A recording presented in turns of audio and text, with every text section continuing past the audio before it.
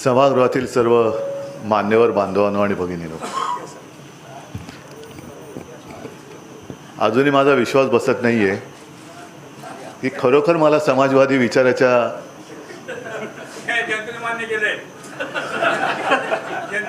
सगळं माझ्या बांधवांनी आणि भगिनींनी मला कुटुंब प्रमुख मानलंय.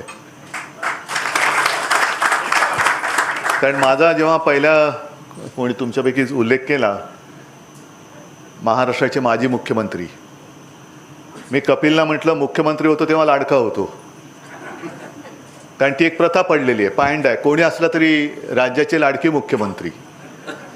पण असं कोणी म्हणत नाही महाराष्ट्राचे लाडके माजी मुख्यमंत्री. पण मला मुख्यमंत्री माझी आजीचा संबंध आहे, तुम्ही कुटुंब प्रमुख मानताय हे फार माझ्यासाठी महत्त्वाचं आहे. कारण शेवटी माझे कुटुंब माझी जबाबदारी ही एक आपल्या करोना काळातली एक टॅगलाईन होती. काही जण तुम्हाला माहिती आहे कोणाला काय बोलण्याची गरज नाही, घराणेशाहीवरती बोलतात, आणखीन काय बोलतात ते बोलू द्या. आज तुम्ही मला महात्मा फुलेंची पगडी आणि ती घोंगडी दिली. मी कपिलला म्हणत होतो मला ती कृपा करून घालू नका, मी हातात घेतो, नमस्कार करतो, कारण ती पगडी पेलवण्यासारखं डोकं असावं लागतं. ते जर का नसेल तर अशी डोकी खूप आहेत की त्यांच्यावरती तुम्ही काही घातलं तरी फिट बसून जातं. आणि मग आपल्याला प्रश्न पडतो की टोपी खाली दडलंय काय. आहोत ते असे आहोत, सरळ सरळ उघड उघड जे काय आहोत तसं राहावं. कारण शिवसेना प्रमुख मला नेहमी सांगत होते की उद्धव एक लक्षात ठेव, केवळ आणि केवळ तू लोकांना आवडावा म्हणून कोणताही मुखवटा घालू नकोस. मी जसा आहे तसा आहे, एक तर स्वीकारा किंवा नकारा, आणि त्याच पद्धतीने मी पुढे जातोय. एक मोठी आश्चर्याची गोष्ट अशी की ज्याचा उल्लेख 21 पेक्षा जास्त वेळा झाला तो तुमच्यातल्या फुटीचा, आणि 21 वेळा म्हणजे 21 सगळे पक्ष हे माझ्यासोबत येण्यासाठी एकत्र आलेत, हे माझं खरंच मोठं भाग्य आहे. कारण जुने फोटो आहेत, मला ते जुना तो काळही आठवतो. साहजिकच आहे, माझा जन्म 1960 सालचा, म्हणजे तोपर्यंत संयुक्त महाराष्ट्राची चळवळ संपलेली होती. मुंबई महाराष्ट्राने मिळवलेली होती, मिळाली नाही, मिळवलेली होती. आणि मग एक एक एक एक मी नावं ऐकत होतो, आजोबांकडनं ऐकायचो, बाळासाहेबांकडनं ऐकायचो, त्याच्यामध्ये आचार्य आत्रे होतेच. विशेष म्हणजे सगळेच, म्हणजे एस.एम. जोशी असतील, अमर शेखनं माझ्या घरी बघितलेलं आहे, सेनापती बापटानं सुद्धा घरी आलेलं पाहिलेलं आहे. ही सगळी माणसं मोठी होती.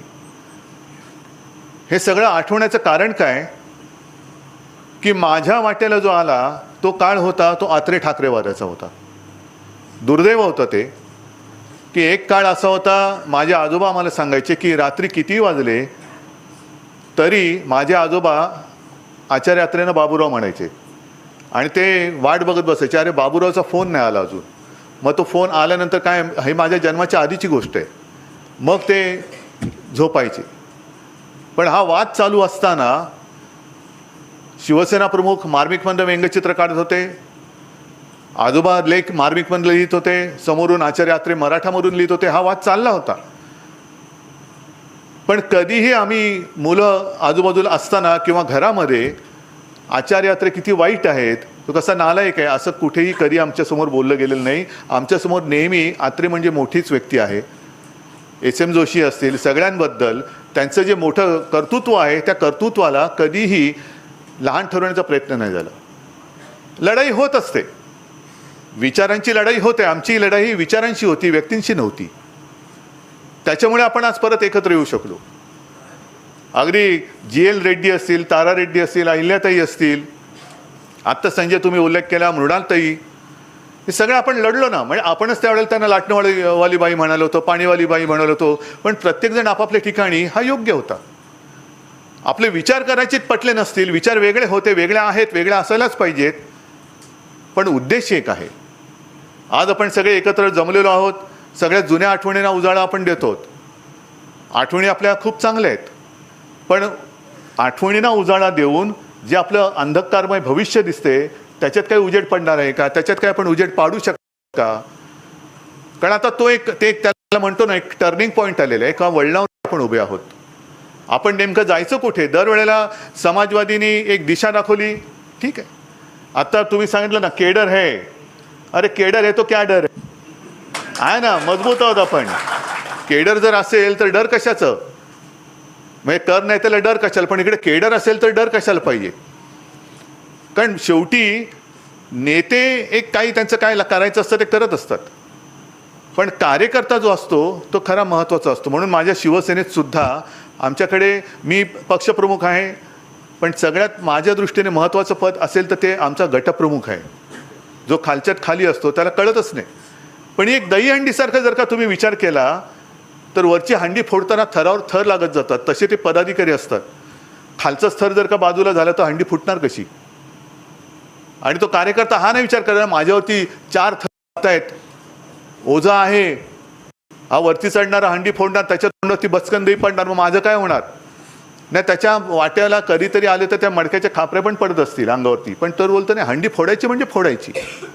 आणि ती जीची एक वाक्यता होती, नुसती साखळी आहे अशातला भाग नाही. ती तळागाळापासून वरपर्यंत जेव्हा एक इच्छा असते, एक जिद्द असते, तेव्हा ती फुटते. आणि तशी हंडी फोडायची ताकद ही आपल्यात आहे का? आपल्याला मुळात हंडी ती फोडायची का? दह्यासाठी नाही, पण जे दही चोरणारी लोक आहेत, ज्याचा उल्लेख डॉक्टर तुम्ही आता केला आहे ना, हे आता लोकांसमोर दिसायला लागलेले. आम्ही सुद्धा त्यांच्यापासून 25 वर्ष 30 वर्ष एकत्र होतो, दूर का झालो? कपिल, तुम्ही आता मला सांगितलं तो जो काही इतिहास तो मी काही घडवलेला नाही, मी फक्त वाचला आहे, मी लिहिलेला पण नाही आहे. आपण इतिहास घडवू शकतो की नाही कल्पना नाही, पण जो इतिहास लिहिलेला आहे तो वाचण्याची तरी आपल्यात ताकद असायला पाहिजे, आणि वाचल्यानंतर तो समजून घेऊन सुधारण्याची ताकद असायला पाहिजे, तर त्या फुल्यांच्या पगडीला अर्थ आहे, नाहीतर काय अर्थ आहे? आणि त्याच्यामध्ये ही वृत्ती कशी आहे? संजय, आपण सुद्धा बोललात की संयुक्त महाराष्ट्र असेल, स्वातंत्र्य चळवळ असेल, संघ कुठे होता? संयुक्त महाराष्ट्र नव्हता, स्वातंत्र्याच्या युद्धामध्ये नव्हता, रजाकारांच्या बरोबर झालं त्याच्यामध्ये कुठे होता असंही कुठे उल्लेख नाही आहे. पण संयुक्त महाराष्ट्र समितीमध्ये जनसंघ होता, ज्याचा उल्लेख तुम्ही केला ना, बलराज मोदक वगैरे, तो जनसंघ होता. आणि हे लिहिलेलं मी वाचून तुम्हाला सांगतो, यदी फडक्याने लिहिलेलं आहे की त्यावेळेला त्या संयुक्त महाराष्ट्र समिती, आत्ता जसे तुम्ही सोबत आलेला आहात, महाराष्ट्रासाठी आलेला आहात, देशासाठी आलेला आहात, तसं मुंबईसाठी सगळे पक्ष एकत्र आले होते. म्हणून मग आत्रे ठाकरे वगैरे सगळे एकत्र आले होते, डांगे होते, सगळे एकत्र आले होते. तेव्हा ती जी काय संयुक्त महाराष्ट्र समिती स्थापन झाली, त्या संयुक्त महाराष्ट्र समितीमध्ये जनसंघ घुसला होता का? घुसला होता, आणि त्याच्यात लिहिले नाही, ती प्रत्येकाची प्रवृत्ती असते ना. का? तर यांच्याबरोबर राहून काही जागा लढवता आल्या तर पाहाव्या, यांच्याबरोबर राहिलो तर काही जिंकता आलं तर पाहावं. तेच आमच्यासोबत केलं. नाहीतर आम्ही 1987 साली जी पहिली देशातली, मला असं वाटतं पहिली पोटनिवडणूक असेल की जी हिंदुत्वाच्या विषयावरती जिंकली गेली, लढवलेली नाही म्हणत मी, जिंकली गेली म्हणतो. त्यावेळेला भाजपा काय करत होता? ज्ञानेश, मला वाटतं तेव्हा गांधीवादी समाजवाद वगैरे अशाकडे भाजपा होता. पण जेव्हा त्यांना कळलं की अरे हिंदू मतं एकत्र आली तर निवडणूक जिंकू शकतो, मग आमच्यासोबत आले ते, आणि करता करता एवढे मोठे झाले की आता त्यांना कोणाची गरज वाटेनाशी झालेली आहे. ही जी वृत्ती आहे ना, ती घातक आहे. संकटाच्या वेळेला जो सोबत येतो, आज तुम्ही माझ्यासोबत आलात, तुम्ही मला सांगितलं आमचं कोणतेही मागणं नाही, भले मागितलं तर मी देऊ काही शकतो तुम्हाला, आत्ता माझ्या हातात काहीच नाही आहे, मी आज कोणीच नाही आहे. मग अशा वेळेला तुम्ही मागू तरी काय शकता, आणि मागितलं तर मी देऊ तरी काय शकतो. पण अशी जेव्हा युती होते, अशी जेव्हा मैत्री होते, तेव्हा ती मैत्री चिरकाल टिकते, जेव्हा काहीच आपल्याकडे नसते. सत्ता असताना येतात ते वेगळे, पण नसताना लढण्यासाठी येतात, हे फार महत्त्वाचं आहे. ही याला खरं नातं म्हणतात. पण भारतीय जनता पक्षाची त्यावेळेला जनसंघापासूनची जी काय वाटचाल पाहिली आपण, तर जिथे जिथे एक तर दुसरं कोणाला मोठं होऊ द्यायचं नाही, दुसरा कोणी मोठं होत असेल तर एक तर त्याच्यासोबत जायचं, त्याची विल्हेवाट लावायची, त्याला संपवायचं, आणि आपण आपलं पुन्हा त्याच्यावर मोठं व्हायचं, ही यांची वृत्ती आहे. अगदी तुम्ही नितीशजींचा उल्लेख केला, आता नितीश आणि लालू एकत्र आलेत, पण त्या दोघांचं सुद्धा एकत्र चालू असताना मध्ये घुसून फोडलं कोणी होतं? यांनीच फोडलं होतं. काय फोडायची गरज होती? बरं, ते तर नितीश आणि लालूजींचं सरकार तर जाऊ द्या, शिवसेना भाजपा युती जी होती, ती युती तोडायचं कारण काय होतं? काय आम्ही हिंदुत्वापासून लांब गेलो होतो? आज कदाचित आपण एकत्र आलो, तुम्ही मला बोलवलं, समाजवादींनी शिवसेनेला उद्धव ठाकरेंना बोलवलं, उद्धव ठाकरे गेले. समाजवादी म्हणजे कसे, उद्धव ठाकरे कसे, शिवसेना हिंदुत्ववादी, हे कोण? ठीक आहे ना, आम्ही आलोत एकत्र. जर तिकडे गुजरातमध्ये नरेंद्र मोदी स्टेडियममध्ये पाकिस्तानी क्रिकेटर्सवरती फुलांचा वर्षाव भाजपा करू शकत असेल तर मी शिवसेना म्हणून समाजवाद्यांशी बोलू शकत नाही? मी का बोलायचं नाही? तुम्ही काय देशाच्या बाहेरून आलात? सरहद्दीच्या पलीकडून तुम्ही आलेलात? आपण ते इकडेच राहतो. अरे ठीक आहे, आमच्यात जे काय होते मतभेद टाकले गाडून तुम्हाला गाडण्यासाठी. काय बोलताय बोला, बोला पुढे काय बोलायचंय. आहेत समाजवादी माझ्यासोबत आलेत, आहेत त्याच्यात मुस्लिम लोक सुद्धा आहेत, पण ते या देशावरती प्रेम करणारे आहेत, या देशावरती प्रेम करणारे आहेत. आम्ही कुठे जाऊन म्हणजे पाकिस्तानमध्ये जाऊन आम्ही प्रचार नाही करत आहोत. इथेच जे माझे लोक राहत आहेत त्याच्यात अगदी मुसलमान असले तरी देखील ते देशावर प्रेम करतायत आणि ते सोबत आले या देशातली लोकशाही टिकवण्यासाठी, जिवंत ठेवण्यासाठी. तर तुमच्या पोटात दुखण्याचं कारण काय? कारण आता ज्या पद्धतीने आपण चाललेलो आहोत हे सगळ्यांना दिसायला लागलेलं आहे. फक्त आधी उडी कोण मारतोय? मारले आम्ही उडी, आम्ही मारले उडी. प्रवाहाच्या विरुद्ध पोहण्यासाठी उडी मारले. काय प्रवाहामध्ये जर काय असेल ताकद आम्हाला थांबून दाखवा. प्रवाह तर आम्ही थांबवूच, पण प्रवाहाला ताकद असेल तर आम्ही उलटं पोहतोय, आम्हाला थांबून दाखवू. या जिद्दीने आम्ही उतरलेलो आहोत. कारण नुसतं काहीतरी पाहिजे म्हणून उतरलेलं नाहीये, तर महाराष्ट्राला काहीतरी विचाराची परंपरा आहे, कर्तृत्वाची परंपरा आहे. ही सगळी जी काय आपण नावं घेतो ही नावं म्हणजे ज्या महात्मा फुलेंनी महिलांना शिकवण्यासाठी, अगदी सावित्रीबाई फुलेंनी स्वतः ती शेणमार धोंडमार सगळं काही सहन केलं, पण कुठे झुकले नाहीत. नाहीतर सगळे एकदा शेणमार झाल्यानंतर जसं आता टीका आता आले ना सोशल मीडिया, ट्रेंडिंग आणि ट्रोलिंग, जरा ट्रोल झाले. महात्मा फुले आणि सावित्रीबाई बसले असते, अरे बापरे आज आपल्याला काय म्हणतात ते टीका केली, ट्रोल केले, दिलं सोडून. नाही, शेणमार झाल्यानंतर सुद्धा उभे राहिले. म्हणून आज मी म्हणेन देशाला दुसऱ्या महिला राष्ट्रपती लाभल्या. हा महात्मा फुलेंच्या त्या अथक प्रयत्नांचा विजय आहे, अथक प्रयत्नांचा विजय. आणि एवढी सगळी परंपरा असताना लढायचं कसं हे महाराष्ट्राला शिकवण्याची गरजच नाही आहे, अजिबात गरज नाही आहे. फक्त आपण जे काय अनुभव आपल्याला आलेत त्यातून आता शहाणं व्हायला पाहिजे. म्हणजे अगदी हा संयुक्त महाराष्ट्राचा काळ झाल्यानंतर मग आणीबाणीचा काळ, त्याच्यामध्ये सुद्धा तुम्ही सगळे लढला होतात. अगदी तेव्हा पु ल देशपांडे, दुर्गाबाई, इतर कोणत्याही पक्षाशी संबंध नसलेली लोक ही प्रत्येक पातळीवरती जेव्हा त्याला विरोध होतो तेव्हा आपल्याला विजय मिळतो. पु ल देशपांडे उतरले होते मैदानात, दुर्गाबाई तर दुर्गादेवीचं रूप धारण करूनच उतरल्या होत्या. आणि विशेष म्हणजे जे काय मला आठवतंय, चुकत असेल तर तुमच्यापैकी बुजुर्ग असतील त्यांनी मला बरोबर करावं, जनता पक्ष जिंकल्यानंतर विजयाच्या सभेच्या स्टेजवरती लोक गेले नव्हते. त्याने सांगितलं आमचं काम केलं, समाजाला जागा करायचं काम आम्ही केलं, आता तुम्ही जिंकलेला आहात, तुम्ही राज्य करा. त्याच्यानंतर 2.5 वर्ष झाली आणि मग जी काय तोडफोड झाली त्याच्यामध्ये बदनाम झाले ते रोहियावादी, तोडफोड तांबा पितळ, बरोबर आहे. पण त्याचबरोबरीने आणखीन एक पक्ष होता त्याच्यामध्ये ज्याच्यामुळे वाद झाला, तो कोण होता?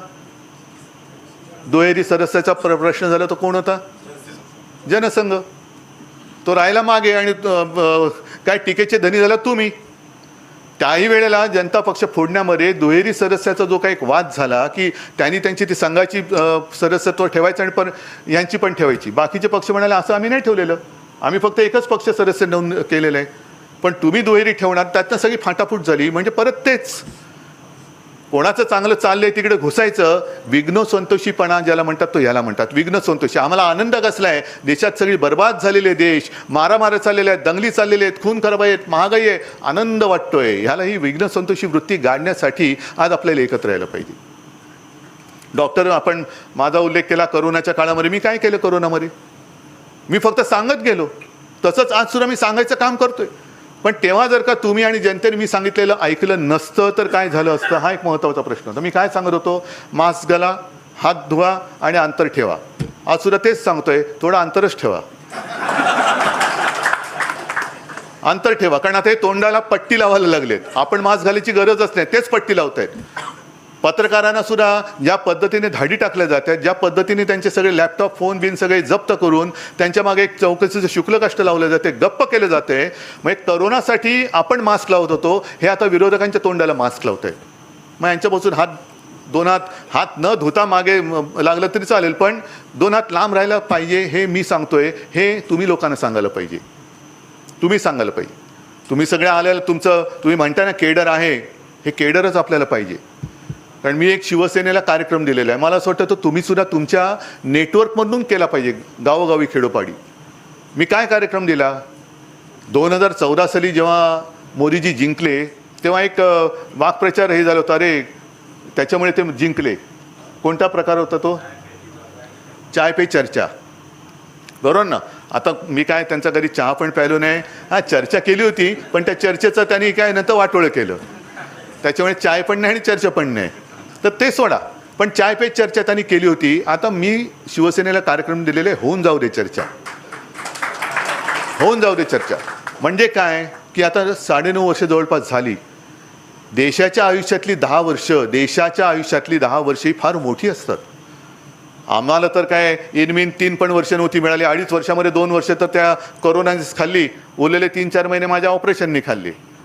तरीसुद्धा तुम्ही मला कुटुंबप्रमुख मानता. मग आत्ता जर काही 2.5 वर्ष मला मिळाली असती तर नक्कीच मी आपला महाराष्ट्र नेला असता आणखीन पुढे. पण 10 वर्ष आपल्या देशातली ही त्यांना दिल्यानंतर मला लोकांना, म्हणजे सगळ्यांना तुमच्या माध्यमातून सुद्धा हेच सांगायचं आहे की तुम्हाला आता शाहरुख खाननी पिक्चर काढला ना, पठाण, तुम्ही नेता निवडताना सुद्धा विचार करून निवडा. जवान, पठाण नाही, जवान नाही. काय जास्त मी पिक्चर बघत नाही, थोडा लांबच राहतो तिथपासून. पण हा जवान मुद्दाहून बघितला होता, जवान. तर नेता निवडताना सुद्धा तुम्ही विचारपूर्वक करा. कारण मत देतो आपण, ते EVMचा वगैरे घोटाळा त्या नंतर, पण निदान आपण तिकडे जाऊन तासनतास रांगेत उभं राहून, पाणी बिणी काही नसताना सुद्धा उभं राहून मतदानाचं कर्तव्य करतो. पण मत कोणाला देतोय हे जर नीट विचार करून नाही दिलं तर नंतर मग काय डोळे उघडे असले काय बंद झाले तरी काय फरक पडणार नाही आहे. आणि मधल्या काळामध्ये मला वाटतं 1-2 महिन्यापूर्वी मी एक बातमी वाचली की एक कोणतरी आपल्या इथलाच नागरिक आहे महाराष्ट्रातला, त्यांनी स्वतःचं बोटच कापून टाकलं. का? तर ज्या बोटाने मी भाजपला मतदान केलं ते बोटच मला नको, एवढा तिरस्कार त्याच्या मनात आला. कारण त्याचा भ्रमनिरास झाला. भ्रमनिरास काय मी करून बसलो? कोणाच्या हातामध्ये मी माझं नाही तर माझ्या देशाचं भविष्य दिलं.